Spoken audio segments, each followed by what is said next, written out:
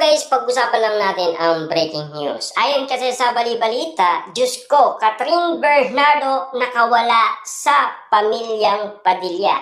Fans nagpasalamat.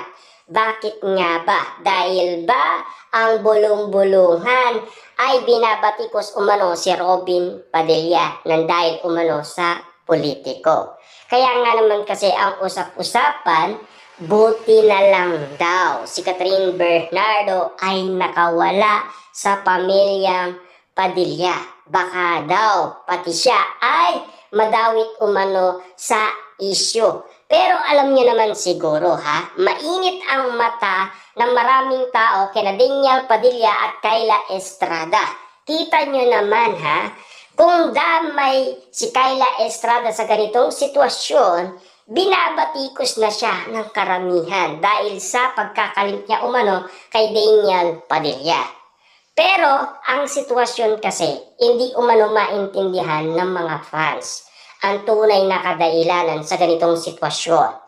Mas magpapasalamat sana tayo kung magkakatuluyan umano sina Daniel Padilla at Catherine Bernardo. Maraming magiging masaya sa ganun sitwasyon. Kasi ang dalawa ay back to back. Na alam niyo naman kasi, nagpirma na yan ng kontrata noon. Nag-ingay nga noon si Sian Gasa dahil nga doon sa pirmahan ng kontrata dahil sa collaboration project. Tandahan, nagkaiwalay silang pumirma ng renewal contract nila sa ABS-CBN. Pero ganun din naman kasi ang sitwasyon na ginawa nila. Kaya nga naman kasi collaboration project lang. Tulad ng nangyari noon. Alam nyo naman na inanapan ng kapartner si Catherine Bernardo. Kasi ang kalab team niya ay nagkaroon ng problema. Kaya pumili sila ng isa pa. Si Daniel Padilla ang nanalo.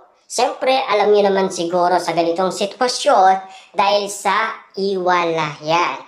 Yun ang dahilan kung bakit collaboration project ang gagawin umano ni Daniel Padilla at Catherine Bernardo.